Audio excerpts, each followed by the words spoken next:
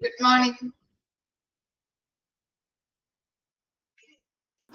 Good morning, ma'am.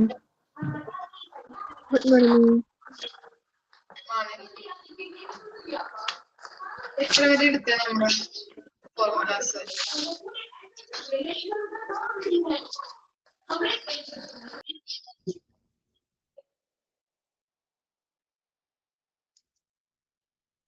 Ten വരെ എടുത്തു. Okay okay.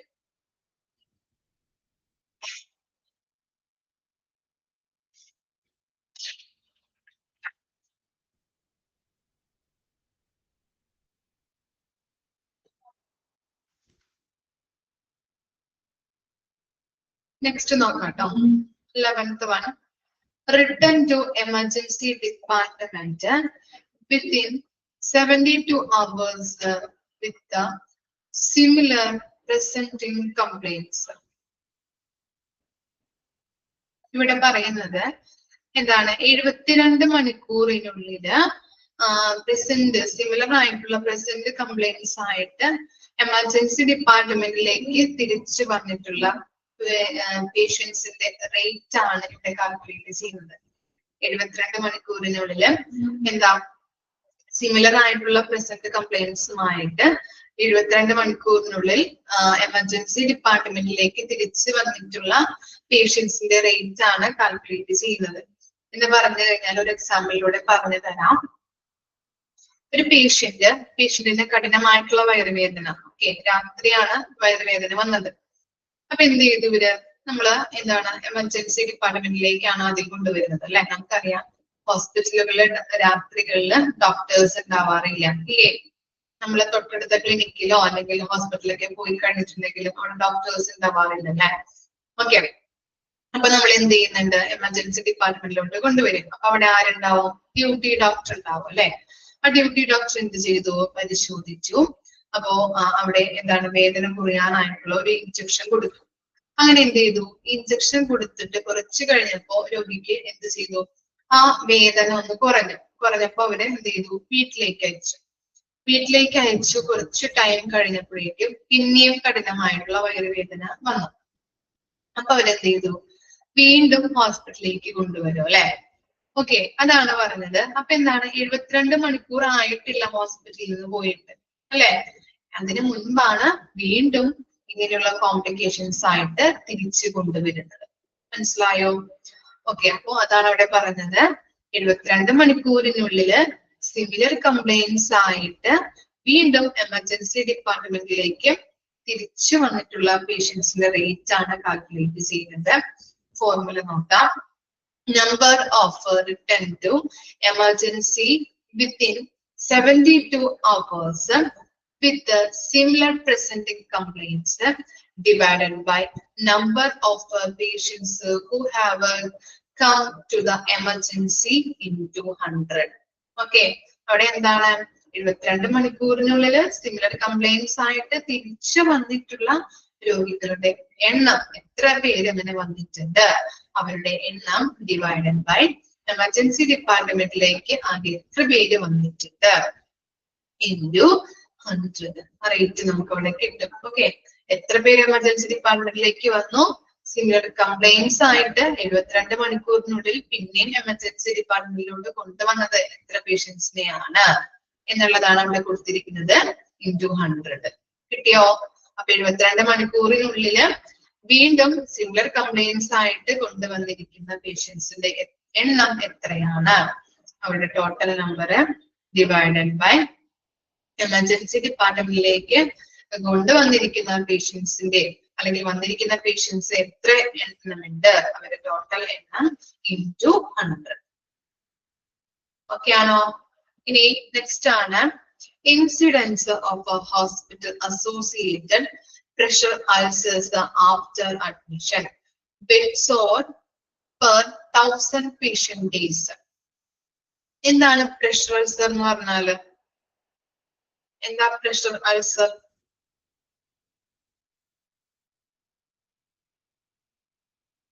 എന്താണ് അൾസേഴ്സ് എന്ന് പറഞ്ഞാല്?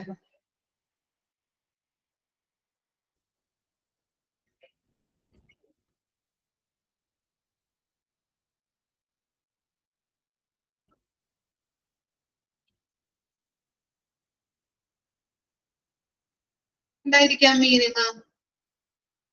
പ്രഷർ അൾസർ അല്ലെങ്കിൽ അൾസേഴ്സ് എന്ന് പറഞ്ഞിട്ടുണ്ടെങ്കിൽ എന്താ?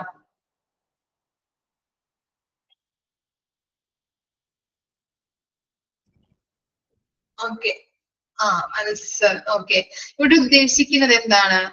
അൾസർ നമ്മൾ കേട്ടിട്ടുണ്ട് അല്ലെ? ഓക്കെ, അതല്ല ഇവിടെ ഉദ്ദേശിക്കുന്നത്.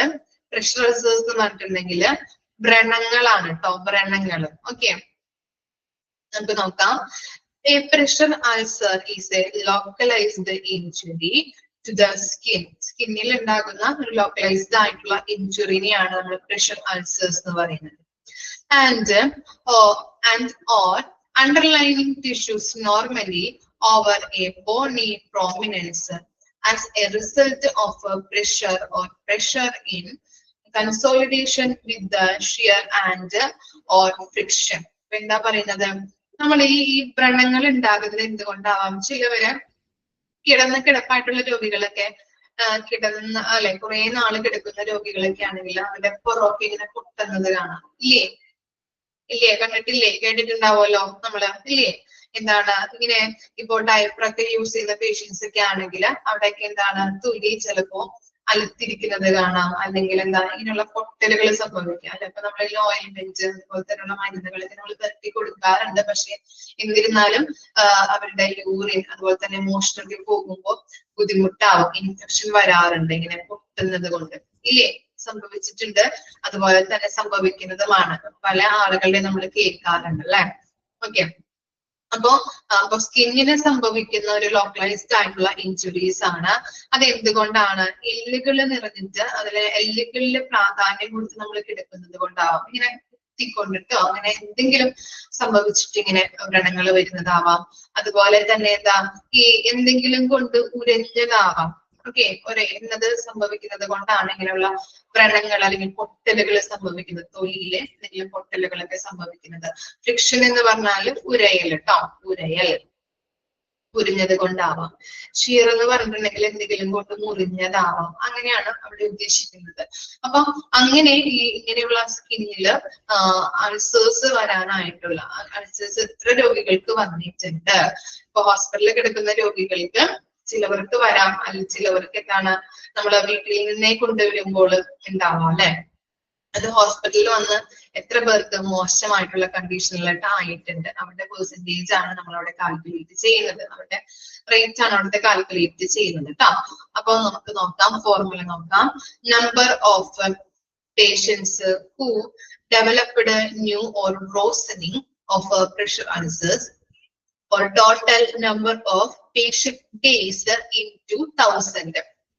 Okay, അപ്പൊ number of patients who developed new or worsening of pressure ulcers എന്ന് പറഞ്ഞിട്ടുണ്ടെങ്കിൽ എന്താണ് അവിടെ ഹോസ്പിറ്റലിൽ വന്നിട്ടുള്ള പേഷ്യൻസില് പുതിയതായിട്ട് എത്ര പേഷ്യൻസില് ഇങ്ങനെയുള്ള അൾസേഴ്സ് ഉണ്ടായിട്ടുണ്ട്, പ്രഷർ അൾസേഴ്സ് ഉണ്ടായിട്ടുണ്ട്, വ്രണങ്ങൾ സംഭവിച്ചിട്ടുണ്ട്. ഹോസ്പിറ്റലിൽ കൊണ്ടുവന്ന് ഡൈപ്പറും കാര്യങ്ങളൊക്കെ യൂസ് ചെയ്യുമ്പോൾ ചിലപ്പോൾ വരാം അല്ലെ, വ്രണങ്ങൾ സംഭവിക്കാം, അല്ലെങ്കിൽ പുറത്തിന്റെയൊക്കെ തൊലി പൊട്ടാം അല്ലെ. അപ്പൊ അങ്ങനെ പുതിയതായിട്ട് എത്ര രോഗികൾക്ക് വന്നിട്ടുണ്ട്? ഇനി നോക്കിയേ, or worsening of pressure ulcer. worsening എന്ന് പറഞ്ഞാല് മോശമായ. ഇനി ഓൾറെഡി ഉണ്ടായിട്ട് എത്ര പേർക്ക് അത് മോശമായ രീതിയിലായിട്ടുണ്ട്? ഓൾറെഡി വീട്ടിൽ നിന്ന് ചിലപ്പോൾ കൊണ്ടുവരുമ്പോൾ ഉണ്ടായിട്ടുണ്ടാവാം അല്ലെ. അത് നമ്മുടെ ഹോസ്പിറ്റലിൽ വരുമ്പോ എത്ര പേർക്ക് അത് മോശമായിട്ടുള്ള രീതിയിൽ ഒന്നും കൂടി കൂടാ അങ്ങനെയുള്ള രീതിയിൽ ആയിട്ടുണ്ട്, മോശമായ രീതിയിൽ ആയിട്ടുണ്ട്. അവരുടെ എണ്ണം ഡിവൈഡഡ് ബൈ, അവിടെയാണ് ഡിവൈഡ് കൊടുത്തിരിക്കുന്നത് കേട്ടോ, divided by total number of patients days. Total number of patients എത്ര പേര് വന്നിട്ടുണ്ട്, എത്ര പേഷ്യൻസ് എത്ര പേരുണ്ട്, total number of patients days. Okay, എത്ര പേഷ്യൻസ് ഉണ്ട് അവരുടെ total number into 1000. Okay, 1000 patient ഡേയ്സിലാണ് അവിടെ കൊടുത്തിരിക്കുന്നത്. അപ്പൊ അതാണ് അവിടെ 1000 ആയിട്ട് നമ്മൾ കണക്കാക്കുന്നത്. കിട്ടിയോ? ഓക്കെ, എന്താണ് പറഞ്ഞത്? ഈ പ്രഷർ അൾസേഴ്സ് എന്ന് പറഞ്ഞിട്ടുണ്ടെങ്കിൽ സ്കിന്നിൽ ഉണ്ടാകുന്ന ലോക്കലൈസ്ഡ് ആയിട്ടുള്ള ഇഞ്ചുറീസ് ആണ്. അതെന്തെങ്കിലും കൊണ്ട് ഉരയുന്നതോ എന്തെങ്കിലും കൊണ്ടിട്ടോ ആവാം അങ്ങനെയുള്ള ഈ ഇഞ്ചുറീസ് വരുന്നത് സ്കിന്നിന്.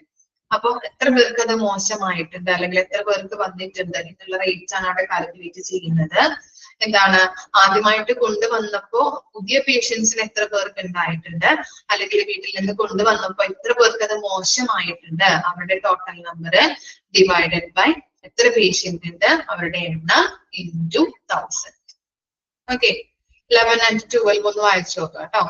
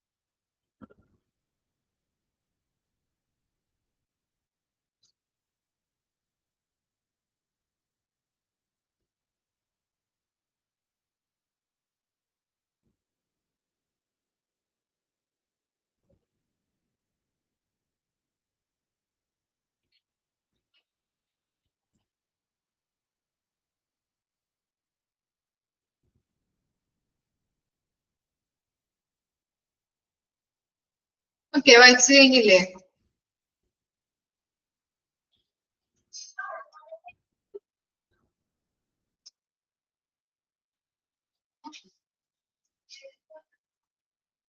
നെക്സ്റ്റ് നോക്കാം കേട്ടോ. 13th one. Catheter associated urinary tract infection rate. Okay, നമ്മള് എന്താ യൂറിൻ പല പേഷ്യൻസിനും യൂറിൻ പോകാനായിട്ടൊക്കെ ബുദ്ധിമുട്ടുണ്ടാവാറുണ്ട് ഇല്ലേ? അപ്പൊ എന്ത് ചെയ്യുന്നുണ്ട്, ആ ഒരു സ്മോൾ പ്ലാസ്റ്റിക് അല്ലെ കത്തീറ്റർ എന്ത് ചെയ്യുന്നുണ്ട്, അവിടെ അവിടെ എന്ത് ചെയ്യും, പ്ലേസ് ചെയ്യും അല്ലെ, അവിടെ എന്ത് ചെയ്യുന്നുണ്ട്, അവിടെ കടത്തി വെച്ച് അപ്പൊ അവിടെ എന്താണ് മൂത്രം യൂറിൻ നന്നായിട്ട് പോകാനായിട്ട് ഉള്ളൊരു പ്രോസസ്സിലേക്ക് നമുക്ക് ഇടവരുന്നുണ്ട് അല്ലെ.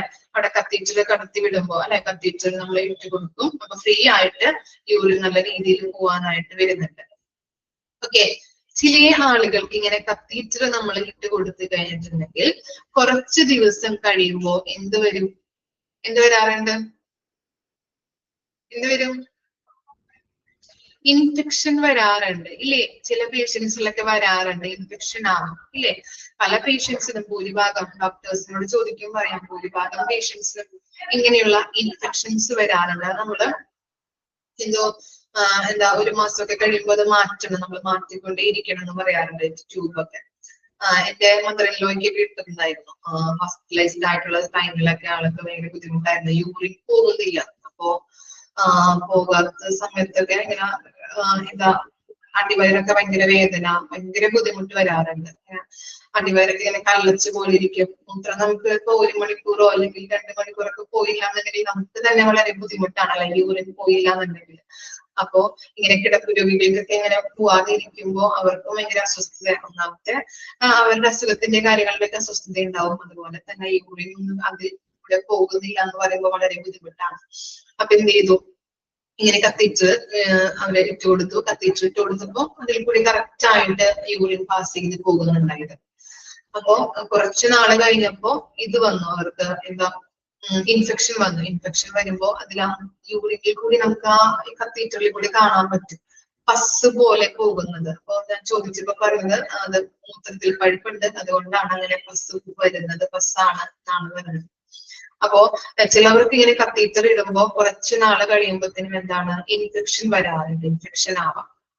ഓക്കെ, അപ്പൊ അങ്ങനെ ഇൻഫെക്ഷൻ വരുന്നതിന്റെ റേറ്റ് ആണ് അവിടെ കാൽക്കുലേറ്റ് ചെയ്യുന്നത്. ഫോർമുല നോക്കാം. എന്താണ് number of urinary catheter associated urinary tract infections in a month. UTI എന്ന് പറഞ്ഞാൽ യൂറിനറി ട്രാക്ട് ഇൻഫെക്ഷൻ ആണ്. In a month divided by number of urinary catheter days in that month into 1000. എന്താ പറയുന്നത്, ഒരു മാസത്തില് യൂറിനറി ട്രാക്ട് ഇൻഫെക്ഷൻസ് ഉണ്ടായിട്ടുള്ള പേഷ്യൻസിന്റെ എണ്ണം, അതാണ് അവിടെ പറയുന്നത്. Number of urinary catheter associated urinary tract infections in a month. ഒരു മാസത്തില് യൂറിനറി ട്രാക്ട് ഇൻഫെക്ഷൻസ് ഉണ്ടായ പേഷ്യൻസിന്റെ എണ്ണം, അവരുടെ നമ്പർ, ടോട്ടൽ നമ്പർ എത്രയാണോ അത് എഴുതാം, divided by number of urinary catheter days in that month. ഒരു മാസത്തില് എത്ര പേർക്കാണ് യൂറിനറി കത്തീറ്റർ ഉപയോഗിച്ചിട്ടുള്ളത്. എല്ലാവർക്കും വരണമെന്നില്ല അല്ലെ, കത്തീറ്റർ ഇട്ട് എല്ലാവർക്കും വരണമെന്നില്ല, ഏതാനും ആളുകൾക്ക് മാത്രമേ വരുള്ളൂ. ഭൂരിഭാഗം ആളുകൾക്കും വരുന്നുണ്ട്. അപ്പൊ അങ്ങനെ വന്നവരുടെ എണ്ണം ഡിവൈഡഡ് ബൈ എത്ര പേർക്ക് അത് ഇട്ടിട്ടുണ്ട്, കത്തീറ്റർ യൂസ് ചെയ്തിട്ടുണ്ട്, അവരുടെ ടോട്ടൽ നമ്പർ ഇൻറ്റു 1000. അതാണ് അതിന്റെ ഫോർമുലയിൽ പറയുന്നത്. ക്ലിയർ ആയില്ലേ? ഇനി നെക്സ്റ്റ് നോക്കാം, ventilator associated pneumonia rate. Okay, വെന്റിലേറ്ററിൽ കിടക്കുന്ന ആളുകൾക്ക് ന്യൂമോണിയ വരാറുണ്ട് അല്ലെ. നമുക്കറിയാം വെന്റിലേറ്ററിൽ എന്താണ് വെന്റിലേറ്റർ എന്ന് പറഞ്ഞാല് ലെൻസിലേക്ക് എയർവേ കടത്തി വിടുന്നതാണ് അല്ലെ. ഇല്ലേ, മെഡിക്കൽ എന്താണ് അങ്ങനെയുള്ള ഒരു മിഷൻ ആണ് വെന്റിലേറ്റർ എന്ന് പറയുന്നത്. അപ്പൊ വെന്റിലേറ്ററിൽ കിടക്കുന്നവർക്ക് അറിയാം എന്താണ് അത് നമുക്ക് എന്താണ് സ്പീക്ക് ചെയ്യാൻ പറ്റില്ല, ഈറ്റ് ചെയ്യാൻ പറ്റില്ല, അങ്ങോട്ടും ഇങ്ങോട്ടും തിരിയാൻ പറ്റില്ല. അത് വെന്റിലേറ്റർ അപ്പോഴിൽ നമ്മുടെ ലെൻസിലേക്ക് കടത്തി വിടുമ്പോൾ ചിലപ്പോൾ ഇൻഫെക്ഷൻസ് വരാം അല്ലെ. ജെംസുകൾ വന്നത് കൊണ്ട് തന്നെ ഇൻഫെക്ഷൻസ് കാര്യങ്ങളൊക്കെ ഉണ്ടാവും. അപ്പൊ അങ്ങനെ ഇൻഫെക്ഷൻസ് വന്നിട്ട് ന്യൂമോണിയ ആവാറുണ്ട് ചില പേഷ്യൻസ്. അപ്പൊ അവരുടെ റേറ്റ് ആണ് കാൽക്കുലേറ്റ് ചെയ്യുന്നത്. ഓക്കെ, നോക്കാം. Number of ventilator associated pneumonia in a month divided by number of ventilator days in that month into 1000. അപ്പൊ എന്താ അവിടെ പറയുന്നത്, ഒരു മാസത്തില് എന്താണ് വെന്റിലേറ്ററുമായിട്ട് ബന്ധപ്പെട്ട് ന്യൂമോണിയ വന്നവരുടെ എണ്ണം എത്രയാണ്. എല്ലാവർക്കും വെന്റിലേറ്റർ കിടക്കുന്ന എല്ലാവർക്കും വരണമെന്നില്ല, ചിലവർക്ക് മാത്രം വരുള്ളൂ അല്ലെ. അപ്പൊ എത്ര പേർക്ക് ന്യൂമോണിയ വന്നിട്ടുണ്ട്, വെന്റിലേറ്ററുമായിട്ട് ബന്ധപ്പെട്ട് എത്ര പേർക്ക് വന്നിട്ടുണ്ട്, അവരുടെ total number divided by number of ventilator days in that month, ആ മാസത്തിലെ വെന്റിലേറ്റർ ഉപയോഗിച്ചവരുടെ എണ്ണം ഇൻറ്റു 1000. ഓക്കെ, ക്ലിയർ ആയോ? വായിച്ചു നോക്കിയേ, 2, 13, 14 വായിച്ചു നോക്കാം കേട്ടോ.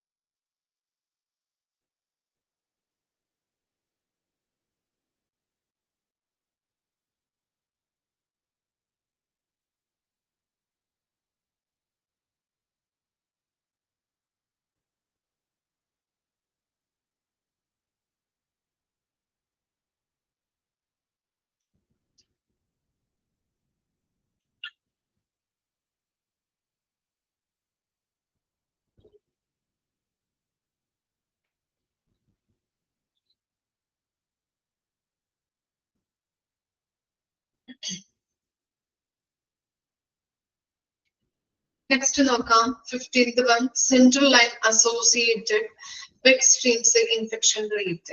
Okay, central line എന്ന് പറഞ്ഞാൽ എന്താണ്?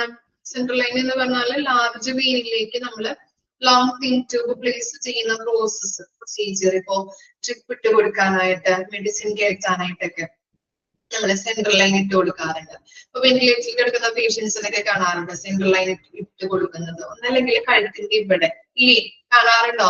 അതല്ലെങ്കിൽ നമ്മുടെ തൊടയുടെ ഒടുവിന്റെ ആ സൈഡിലായിട്ട് അവർക്ക് അവിടെ പ്ലേസ് ചെയ്തിട്ട് അവർക്ക് എന്താണ് ഈ വെന്റിലേറ്റർ കടത്തി വിടുന്നത് മൂലം എന്താ ഫുഡും കാര്യങ്ങളും അതുപോലെ തന്നെ മെഡിസിൻ ഒക്കെ കൊടുക്കാനായിട്ട് ബുദ്ധിമുട്ടാണ്. അതുകൊണ്ട് തന്നെ ഈ സെൻട്രൽ ലൈനിൽ കൂടിയാണ് ഇവിടെ നമ്മൾ കുത്തി വെച്ചിരിക്കുന്ന പ്ലേസ് ചെയ്തിരിക്കുന്ന സെൻട്രൽ ലൈനിൽ കൂടിയാണ് നമ്മൾ എന്ത് കൊടുക്കാം, മെഡിസിനുകൾ കൊടുക്കുന്നത്. ഓക്കെ, അതുപോലെ തന്നെ ഫുഡ് കൊടുക്കുന്നത് ഈ മൂക്കിലൂടെ ട്യൂബ് ഇട്ടിട്ടൊക്കെയാണ് കൊടുക്കുന്നത്. അപ്പോ അത് അങ്ങനെ ചെയ്യാൻ വേണ്ടിയിട്ടാണ് സെൻട്രൽ ലൈൻ പ്ലേസ് ചെയ്യുന്നത് കേട്ടോ. മെഡിസിനുകൾ കൊടുക്കാൻ വേണ്ടിയിട്ടാണ് അവര് സെൻട്രൽ ലൈൻ പ്ലേസ് ചെയ്യുന്നത്. അപ്പൊ അവർക്ക് എന്താണ് അവിടെ ഇൻഫെക്ഷൻ എന്താണ് ബ്ലഡ് സ്ട്രീം വരാം. ചിലർക്ക് എന്തെങ്കിലും ഇൻഫെക്ഷൻ ഇപ്പൊ സെൻട്രൽ ലൈൻ പ്ലേസ് ചെയ്തതുമായിട്ട് ബന്ധപ്പെട്ട് ഇൻഫെക്ഷൻസ് സംഭവിക്കുന്നതിന്റെ റേറ്റ് ആണ് അവിടെ കാൽക്കുലേറ്റ് ചെയ്യുന്നത്. അവിടെ ഫോർമുല നോക്കിയേ, number of a central line associated bloodstream infection in a month divided by number of central line days in that month into 1000. Okay, അപ്പൊ blood സ്ട്രീമുമായിട്ട് ബന്ധപ്പെട്ട് നമ്മുടെ central line procedure ചെയ്യുന്നത് വഴി ബ്ലഡ് സ്ട്രീം ഇൻഫെക്ഷൻസ് ഉണ്ടാവാം. അതിന്റെ rate ആണ് calculate ചെയ്യുന്നത്. എന്താ പറഞ്ഞത്, number of central line associated blood stream infection in a month. ഈ സെൻട്രൽ ലൈൻ പ്ലേസ് ചെയ്യുമ്പോൾ എത്ര പേർക്ക് ബ്ലഡ് സ്ട്രീം ഇൻഫെക്ഷൻസ് ഉണ്ടായിട്ടുണ്ട്, അവരുടെ total number divided by number of central line days in that month. ആ മാസത്തിൽ എത്ര പേർക്ക് ഇങ്ങനെയുള്ള സെൻട്രൽ ലൈൻ ഇട്ടിട്ടുണ്ട്. എല്ലാവർക്കും ഇങ്ങനെയുള്ള ഇൻഫെക്ഷൻസ് വരണമെന്നില്ല. അപ്പോ ഇട്ടവരുടെ എണ്ണം സെൻട്രൽ ലൈൻ ആ മാസത്തിൽ സെൻട്രൽ ലൈൻ ഇട്ടവരുടെ ടോട്ടൽ നമ്പർ എത്ര പേർക്ക് ഇൻഫെക്ഷൻ വന്നിട്ടുണ്ട് ഇൻറ്റു 100. ഓക്കെ, അപ്പൊ എത്ര പേർക്ക് ഇൻഫെക്ഷൻ വന്നു, സെൻട്രൽ ലൈൻ പ്ലേസ് ചെയ്തപ്പോൾ എത്ര പേർക്ക് ഇൻഫെക്ഷൻ വന്നിട്ടുണ്ട്, അതിന്റെ ടോട്ടൽ നമ്പർ ഡിവൈഡഡ് ബൈ എത്ര പേർക്ക് ഇത് പ്ലേസ് ചെയ്തിട്ടുണ്ട്, എത്ര പേർക്ക് സെൻട്രൽ ലൈൻ പ്ലേസ് ചെയ്തിട്ടുണ്ട്, അതിന്റെ ടോട്ടൽ നമ്പർ ഇൻറ്റു 1000. നെക്സ്റ്റ് ആണ് ഇത് സർജിക്കൽ സൈറ്റ് ഇൻഫെക്ഷൻ. എന്താണ് സർജിക്കൽ സൈറ്റ് ഇൻഫെക്ഷൻ എന്ന് പറഞ്ഞാൽ? എന്താ ഇൻഫെക്ഷൻ? സർജിക്കൽ സൈറ്റ് ഇൻഫെക്ഷൻ എവിടെയാ നമ്മള് സർജിക്കൽ സൈറ്റ് ഇൻഫെക്ഷൻ പഠിച്ചിരിക്കുന്നത്? ഓർക്കുന്നുണ്ടോ? എവിടെയാ പഠിച്ചിരിക്കുന്നത് സർജിക്കൽ സൈറ്റ് ഇൻഫെക്ഷൻ?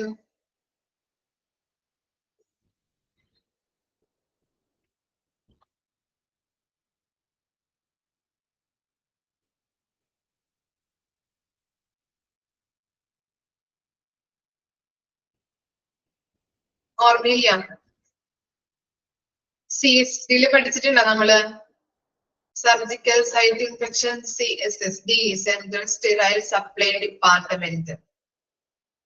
ഓക്കെ, അവിടെയാണ് നമ്മൾ സർജിക്കൽ സൈറ്റ് ഇൻഫെക്ഷൻ പഠിച്ചിരിക്കുന്നത്. ഓക്കെ, എന്താണ് സർജിക്കൽ സൈറ്റ് ഇൻഫെക്ഷൻ എന്ന് പറഞ്ഞാല്?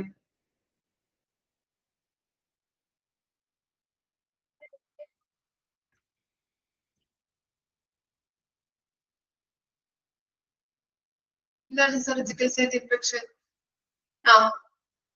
ഇൻസ്ട്രുമെന്റ്സുകൾ അല്ലെ, എക്യുപ്മെന്റ്സുകൾ നല്ല രീതിയിൽ സ്റ്റെറിലൈസേഷൻ ചെയ്യാത്തത് കൊണ്ട് ഒരു പേഷ്യൻസിന് ഉപയോഗിക്കുമ്പോൾ ആ സർജിക്കൽ ബൗണ്ടിൽ യൂസ് ചെയ്യുമ്പോൾ ഇൻഫെക്ഷൻസ് ഉണ്ടാകുന്നുണ്ട്. നല്ല രീതിയിൽ സ്റ്റെറിലൈസ് ചെയ്തിട്ടില്ല എന്ന് കരുതി കഴിഞ്ഞിട്ടുണ്ടെങ്കിൽ, അല്ലെങ്കിൽ നല്ല രീതിയിൽ നല്ല രീതിയിൽ ആ ഇൻസ്ട്രുമെന്റ്സുകൾ ഡിസിൻഫെക്ട് ആക്കിയിട്ടില്ല എന്നുണ്ടെങ്കിൽ എന്താണ് ആ സർജിക്കൽ ബൗണ്ടില് നമ്മൾ സർജറിയുമായിട്ട് ബന്ധപ്പെട്ട് ബൗണ്ടുകൾ ഉണ്ടാവാൻ സാധ്യതയുണ്ട്. അപ്പൊ ബൗണ്ടുകൾ ഉണ്ടാകുമ്പോൾ അവിടെ എന്താണ് ഇൻഫെക്ഷൻ ഉണ്ടാവാൻ സാധ്യതയുണ്ട്. അതാണ് സർജിക്കൽ സൈറ്റ് ഇൻഫെക്ഷൻ എന്ന് പറയുന്നത്.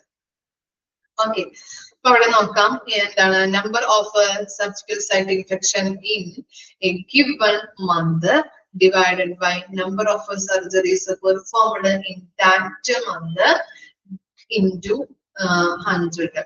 ഇവിടെ നോക്കിയേ എന്താണ് സർജിക്കൽ സൈറ്റ് ഇൻഫെക്ഷൻസ് ഉണ്ടായവർ അല്ലെ, സർജറിയുമായിട്ട് ബന്ധപ്പെട്ട് ഇൻഫെക്ഷൻസ് ഉണ്ടായത്, ആ മന്തില് ഇൻഫെക്ഷൻസ് ഉണ്ടായത് ആർക്കൊക്കെയാണ്, അവരുടെ ടോട്ടൽ നമ്പർ ഡിവൈഡഡ് ബൈ എത്ര സർജറീസ് എന്ന് പെർഫോം ചെയ്തിട്ടുണ്ട്, ആ മന്തില് സർജറി പെർഫോം ചെയ്തിട്ടുണ്ട്, അവരുടെ എണ്ണം ഇൻറ്റു 100. വായിച്ചു നോക്കിയേ, 15ഉം 16ഉം വായിച്ചു നോക്കാം കേട്ടോ.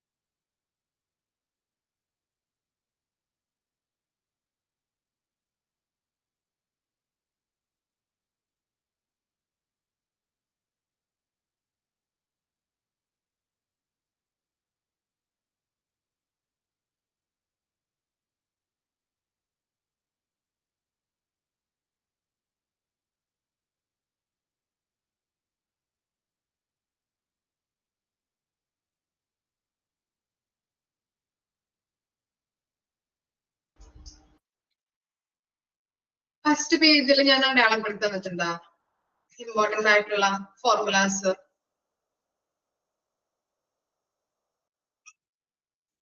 എത്ര വരെ മാർക്ക് ചെയ്ത് തന്നിട്ടുണ്ട്?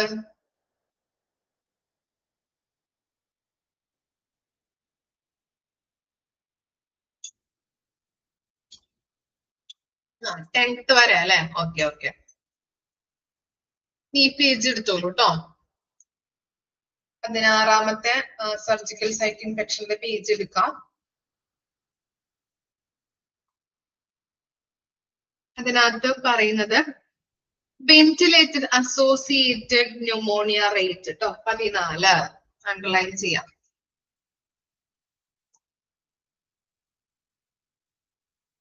Ventilated associated pneumonia rate 14. അതുപോലെ ഇപ്പൊ നമ്മൾ ലാസ്റ്റ് പറഞ്ഞത് 16 surgical site infection rate. Surgical site infection rate 14ഉം 16.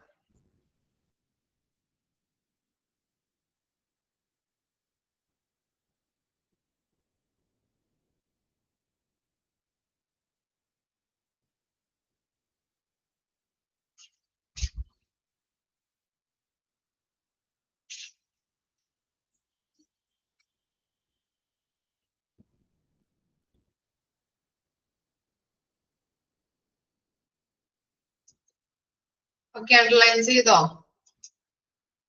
മാർക്ക് ചെയ്ത് വെക്കാട്ടോ. 14ഉം 16ഉം. ഓക്കെ,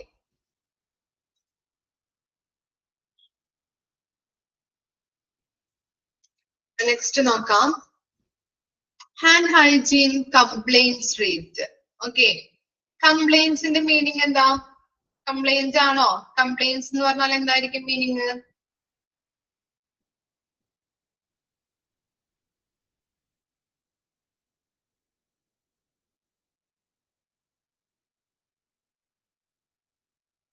എന്താ meaning hand hygiene compliance rate?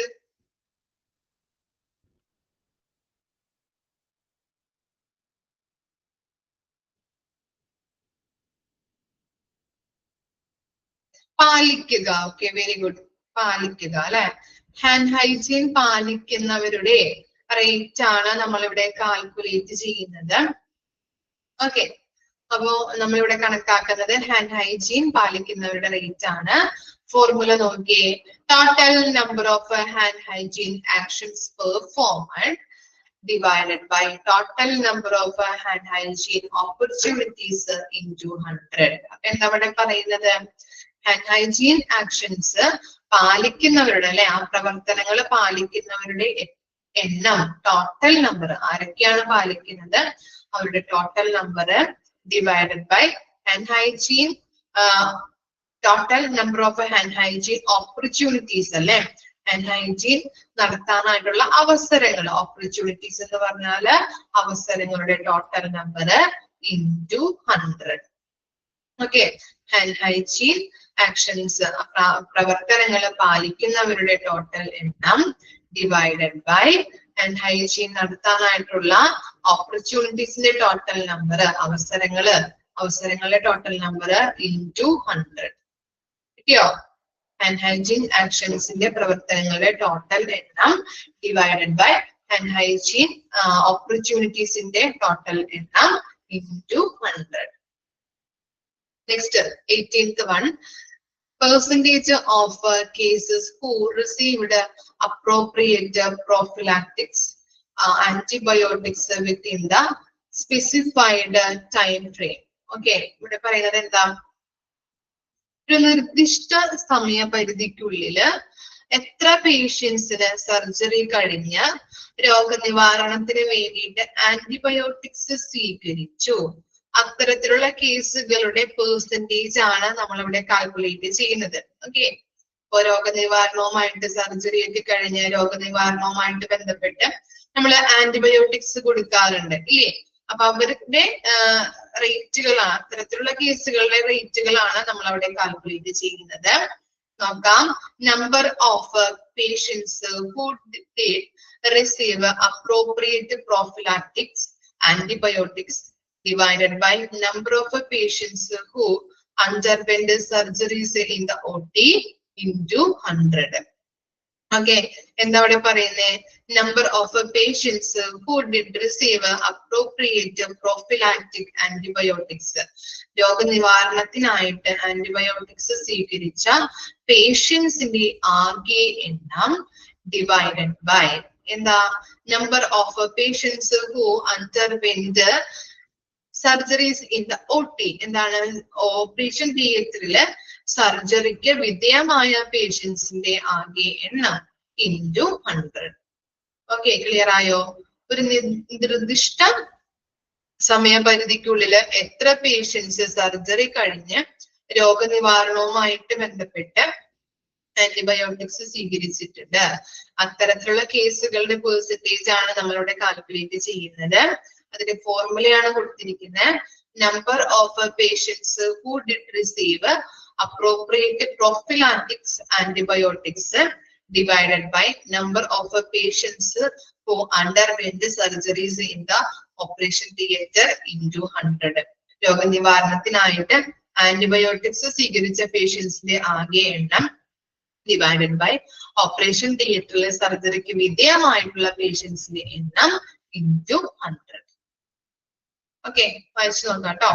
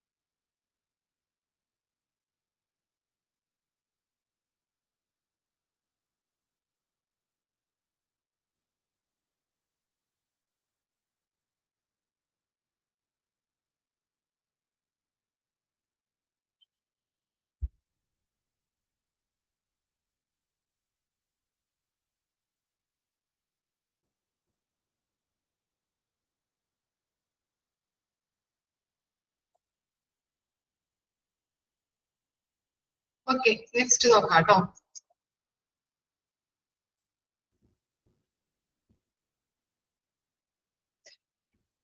Nineteenth one, percentage of rescheduling surgeries. Okay, rescheduling എന്ന് പറഞ്ഞാൽ എന്താ? റീഷെഡ്യൂൾ ചെയ്യുന്നത് എന്താ? റീഷെഡ്യൂൾ എന്ന് പറഞ്ഞാല്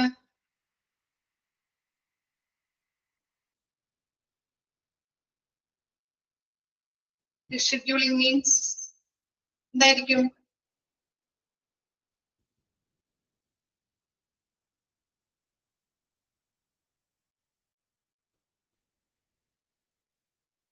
പുനർക്രമീകരണം അല്ലെ, പുനർക്രമീകരിക്കുക.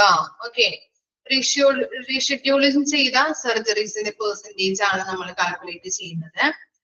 Rescheduling of surgeries consists of cancellation and postponed of the surgeries. Okay, beyond 4 hours. അപ്പൊ അവിടെ സർജറിക്ക് ഒരാളെ സർജറി ചെയ്യാനായിട്ട് സർജറിക്ക് വിധേയമാക്കി 4 hours ലേറ്റ് ആയി കഴിയുകയാണെങ്കിൽ അടുത്ത സർജറി എന്താണ്? 4 hours വരെ അഡ്ജസ്റ്റ് ചെയ്യാൻ പറ്റും നമുക്ക്. 4 hours കഴിഞ്ഞിട്ടുണ്ടെങ്കിൽ എന്താ?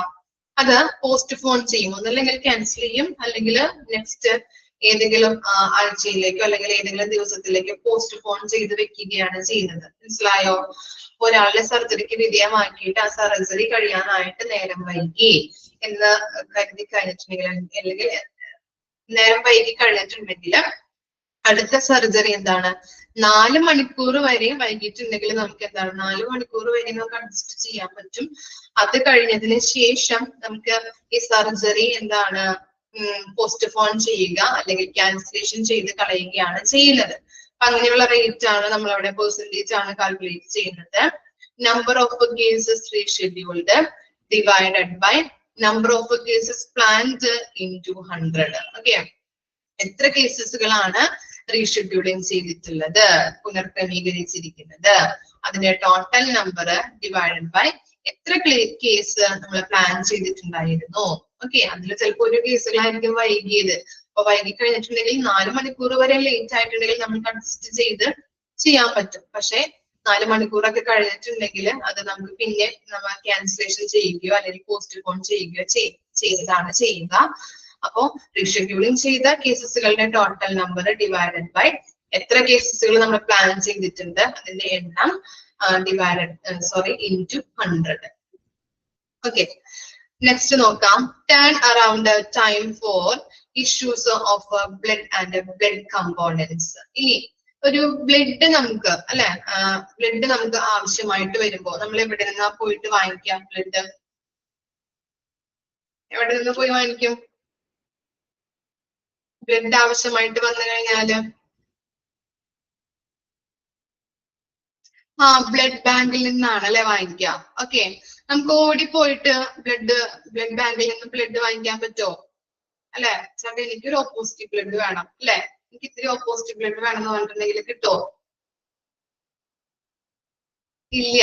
എന്തൊക്കെ വേണം? ബ്ലഡ് ബാങ്കിൽ പോയിട്ട് നമ്മള് ഇന്ന ബ്ലഡ് വേണം, ഓ പോസിറ്റീവ് അല്ലെങ്കിൽ ഓ negative, A B positive, B positive, ഇതൊക്കെ വാങ്ങിക്കാനായിട്ട് നമ്മൾ എന്തൊക്കെ കൊണ്ടുപോകണം? ഡോക്ടർ ഒരു റിക്വസിഷൻ ഫോം തരും അല്ലെ, റിക്വസ്റ്റഡ് ഫോം തരും. അതിനകത്ത് എന്തൊക്കെ ഉണ്ടാവും? രോഗിയുടെ പേര് അല്ലെ, രോഗിയുടെ എല്ലാ ഡീറ്റെയിൽസുകളും, രോഗം എന്താണ് എന്നുള്ളത് ഉണ്ടാവും. അതുപോലെ തന്നെ ഇത്ര ക്വാണ്ടിറ്റിയിലാണ് ബ്ലഡ് വേണ്ടത്, അതൊക്കെ ഡോക്ടേഴ്സ് എന്ത് ചെയ്തിട്ടുണ്ടാവും? റിക്വസ്റ്റഡ് ഫോമില് എഴുതിയിട്ടുണ്ടാവും അല്ലെ. രോഗിയുടെ പേര്, എല്ലാ കാര്യങ്ങളും, അതുപോലെ തന്നെ രോഗിയുടെ രോഗം എന്താണെന്നുള്ളത്, എത്ര ക്വാണ്ടിറ്റിയിലാണ് ബ്ലഡ് വേണ്ടത്, അങ്ങനെയുള്ള എല്ലാ കാര്യങ്ങളും എന്ത് ചെയ്തിട്ടുണ്ടാവും? ആ പ്രിസ്ക്രിപ്ഷനിൽ അല്ലെങ്കിൽ ആ റിക്വസ്റ്റഡ് ഫോമിൽ എഴുതിയിട്ടുണ്ടാവും. ഓക്കെ, പിന്നെ എന്തൊക്കെ വേണ്ടി വരും? രോഗിയുടെ ഒരു ബ്ലഡ് സാമ്പിൾ കൂടി നമ്മൾ കൊണ്ടുപോകണം അല്ലെ, ഇല്ലേ? ആണോ? മറന്നുപോയാ? ബ്ലഡ് ബാങ്ക് പഠിച്ചപ്പോ പഠിച്ചിട്ടില്ലേ ഇതൊക്കെ അല്ലെ? രോഗിയുടെ ആ സാമ്പിൾ കൂടി നമുക്ക് തരുന്നുണ്ട് അല്ലെ. അത് അനുയോജ്യമാണോ, എന്തിനു വേണ്ടിയിട്ടാണ് നമ്മൾ സാമ്പിൾ കൊണ്ടുപോകുന്നത്? അത് അനുയോജ്യമാണോ അല്ലയോ എന്നുള്ളത് നമ്മൾ സെലക്ട് ചെയ്ത് ഒത്തു നോക്കാൻ വേണ്ടിയിട്ടാണ് അല്ലെ. അപ്പൊ അനുയോജ്യമായിട്ട് നോക്കാൻ വേണ്ടിയിട്ടാണ് ബ്ലഡ് ബാങ്കില് നമ്മൾ കുറച്ച് ടൈം എടുക്കും അല്ലെ, അനുയോജ്യമാണോ ഇല്ലയോ അവർ മാച്ച് ചെയ്ത് ക്രോസ് മാച്ച് ചെയ്തൊക്കെ നോക്കിയിട്ടാണ് നമുക്ക് തരുന്നത്. അപ്പൊ അതിന്റെ പെർസെന്റേജ് ആണ് നമ്മൾ ഇവിടെ കാൽക്കുലേറ്റ് ചെയ്യുന്നത്. Around time for issue of blood and blood components. Okay, നോക്കാം. Time taken to be calculated from the time the request is receiver in the blood bank till the blood is cross match or reserved and available for transfusion. ഇവിടെ പറയുന്നത് എന്താണ്, അവര് നോക്കുമല്ലേ നമ്മുടെ സാമ്പിളുകളൊക്കെ collect ചെയ്തിട്ട് അനുയോജ്യമാണോ ഇല്ലയോ എന്നുള്ളത് നമ്മൾ ക്രോസ് മാച്ച് ചെയ്ത് നോക്കിയിട്ടാണ് അവര് നമ്മളുടെ കയ്യിലേക്ക് ബ്ലഡുകൾ തന്നുവിടുന്നത് ഇല്ലേ. ഓക്കെ, അപ്പൊ നമ്മുടെ കയ്യിലേക്ക് തരാനുള്ള ടൈം എത്ര എടുക്കുന്നുണ്ട്, ഒരു ക്രോസ് മാച്ച് ചെയ്ത് നോക്കുമ്പോ ടൈം എടുക്കും അല്ലെ. റിസർവ് ചെയ്തത് എങ്ങനെയാണ്, എത്ര ടൈം എടുത്തിട്ടാണ് നമുക്ക് തന്നിട്ടുള്ളത്, അങ്ങനെയുള്ള കാര്യങ്ങളാണ്, അതിന്റെ റേറ്റ് ആണ് ഇവിടെ കാൽക്കുലേറ്റ് ചെയ്യുന്നത്. നോക്കാം. സം ഓഫ് ടൈം ടേക്കൺ എന്താണ്, ഇത് തരാൻ വേണ്ടിയിട്ട് എത്ര ടൈമാണ് എടുത്തിരിക്കുന്നത്, ആ ടൈമിന്റെ ആകെ തുക. ഓക്കെ, എത്ര ടൈം എടുത്തിട്ടുണ്ട്. സം ഓഫ് ടൈം ടേക്കൺ ഇത് നമുക്ക് ക്രോസ് മാച്ച് ചെയ്ത് തരാൻ വേണ്ടിയിട്ട് അവർ എത്ര ടൈമാണ് എടുത്തിരിക്കുന്നത് അതിന്റെ സം ആകെ തുക divided by total number of blood and blood components cross matched or reserved. എന്താണ്, ബ്ലഡിന്റെയും അതുപോലെ തന്നെ ബ്ലഡ് കമ്പോണന്റിന്റെയും ടോട്ടൽ എണ്ണം അല്ലെ ക്രോസ് മാച്ച് ചെയ്ത് നോക്കിയിട്ട് ഇത് മാച്ച് ആവോ ഇല്ലയോ, എന്തെങ്കിലും ബുദ്ധിമുട്ടുണ്ടോ അല്ലെങ്കിൽ മാച്ച് ആവോ എന്നുള്ളത് നോക്കിയിട്ടാണ് നമുക്ക് തരുന്നത് അല്ലെ. ക്രോസ് മാച്ച് ചെയ്തതിന്റെ ടോട്ടൽ എണ്ണം അല്ലെങ്കിൽ എന്താണ് ഓർ റിസർവ്ഡ്. അപ്പൊ അത്രയും നമ്പർ ആണ് അവിടെ കൊടുക്കുന്നത് കേട്ടോ. അപ്പൊ അതിന്റെ റേറ്റ് ആണ് കാൽക്കുലേറ്റ് ചെയ്യുന്നത്.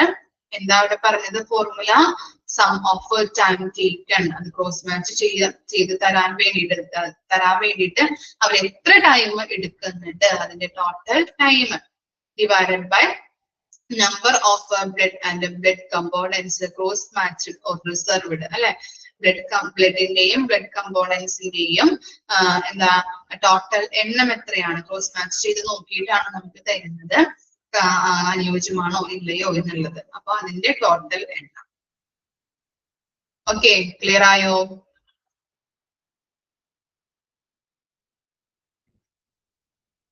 ഇനി നെക്സ്റ്റ് കൂടി നോക്കാം. Nurse patient ratio for ICUs and ward. Okay, nurse patient ratios for ICUs and ward. Formula നോക്കിയേ. Number of nursing staff divided by number of occupied bed. എന്താണ്, ICUല് അല്ലെ നഴ്സ് പേഴ്സന്റെ റേഷ്യോ ആണ് calculate ചെയ്യുന്നത് ICUലെയും വാർഡിലെയും. അപ്പോ നമ്പർ ഓഫ് നഴ്സിംഗ് സ്റ്റാഫ് എത്ര പേരാണുള്ളത് അല്ലെ, അവരുടെ total number divided by number of occupied bed. എന്താണ്, അവിടെ പേഷ്യൻസ് കൈവശപ്പെടുത്തിയിട്ടുള്ള ബെഡിന്റെ എണ്ണം അല്ലെ. ബെഡുകൾ അല്ലെങ്കിൽ പേഷ്യൻസിനനുസരിച്ചിട്ടാണ് വാർഡിലും ഈ ICUലൊക്കെ നഴ്സുമാരെ നമ്മൾ നോക്കുന്നത് അല്ലെ. നഴ്സുമാരെ ഇപ്പൊ 1:1 അല്ലെ നമ്മൾ പഠിച്ചിട്ടുണ്ടായിരുന്നു അല്ലെ. ICUല് നഴ്സ് പേഷ്യന്റ് റേഷ്യോ ഓർക്കുന്നുണ്ടോ? ഇല്ല, ഓർമ്മയുണ്ടോ? ICU എടുത്തപ്പോ അല്ലെ 1:1 1:2 അല്ലെ. ഒരു നഴ്സിന് 2 പേഷ്യൻസ് എന്ന നിലയില്, ഒരു പേഷ്യന്റിന് ഒരു നഴ്സ് എന്ന നിലയിലാണല്ലേ പോർഷൻ പോകുന്നത്. അതുപോലെ തന്നെ ജനറൽ വാർഡിലൊക്കെ ആണെങ്കിൽ 1:6 ആണ് കേട്ടോ. അതുപോലെ തന്നെ സ്പെഷ്യലൈസ്ഡ് വാർഡിലാണെങ്കിൽ 1:4 നമ്മൾ പഠിച്ചിട്ടുണ്ടാവും, ഇതൊക്കെ പറഞ്ഞു തന്നിട്ടുണ്ടാവും. ഓക്കെ, ICU എടുത്തപ്പോ ഏത് മിസ് എടുത്തത്? ആദര മിസ് ആയിരിക്കുമല്ലോ എടുത്തത്. ഓക്കെ, അപ്പോ എന്താ പറഞ്ഞത്, നഴ്സ് പേഷ്യന്റ് റേഷ്യോ ആണ് നമ്മളിവിടെ കാൽക്കുലേറ്റ് ചെയ്യുന്നത്. നമ്പർ ഓഫ് നഴ്സിംഗ് സ്റ്റാഫ് അല്ലെ, എന്താണ് എത്ര നഴ്സിംഗ് സ്റ്റാഫ് ഉണ്ട് അവരുടെ ടോട്ടൽ എണ്ണം divided by number of occupied bed, patients കൈവശപ്പെടുത്തിയിട്ടുള്ള ബെഡിന്റെ ടോട്ടൽ നമ്പർ. ഇത് ചെയ്യുമ്പോൾ ആ റേറ്റ് നമുക്ക് റേഷ്യോ നമുക്ക് കിട്ടും. അശ്വക്ക് 3 9 20 19 20 21.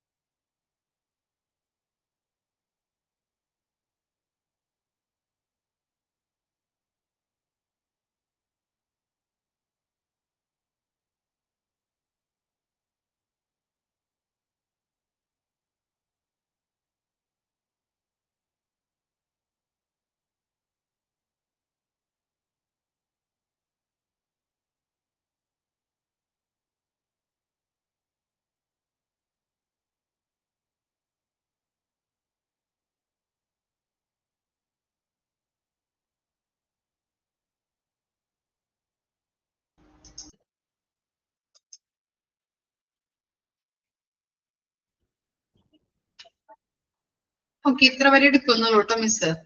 ഓക്കെ, ഇമ്പോർട്ടന്റ് ആയിട്ടുള്ളത് മാർക്ക് ചെയ്ത് തരാം കേട്ടോ. 16 വരെ നമ്മൾ അണ്ടർലൈൻ ചെയ്തിട്ടുണ്ടായിരുന്നു. ഇനി നെക്സ്റ്റ് പേജില് 17 ഹാൻഡ് ഹൈജീൻ കംപ്ലൈൻസ് റേറ്റ് കേട്ടോ. Hand hygiene compliance rate. Hand hygiene compliance rate. Next 19th one, percentage of rescheduling of surgeries. Percentage of rescheduling of surgeries. Percentage of rescheduling of surgeries.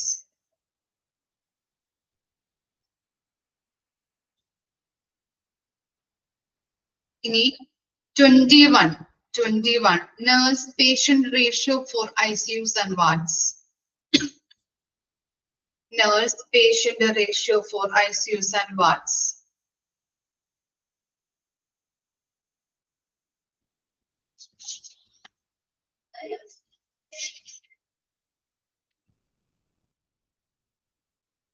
Nurse patient ratio for ICUs and wards. ഒന്നുകൂടി ഞാൻ പറയാം, ആദ്യം മുതൽ ഒന്നുകൂടി പറയാം. ഇനി കിട്ടാത്തവർ ആരെങ്കിലും ഒക്കെ ഉണ്ടെങ്കിൽ ഫസ്റ്റ് ഫോർമുല തുടങ്ങി ഒന്ന് അണ്ടർലൈൻ ചെയ്ത് ഞാൻ പറയാം കേട്ടോ. ഓക്കെ, ഫസ്റ്റ് പേജില് 1, 4, 7, അടുത്ത പേജില് 7, 9, 10, 7, 9, 10.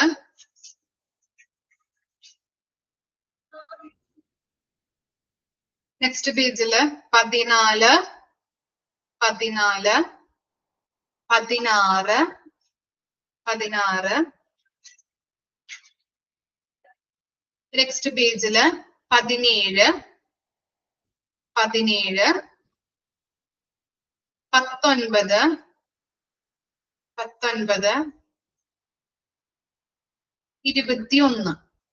21. ഓക്കെ, ഇത്ര വരെയാണ് നമ്മൾ എടുത്തു നിർത്തിയിരിക്കുന്നത്. ഇത്ര വരെ കറക്റ്റ് ആയിട്ട് വായിച്ച് മനസ്സിലാക്കിയിട്ട് വരാം. ഓക്കെ, എന്തെങ്കിലും ഡൗട്ട് ഉണ്ടോ?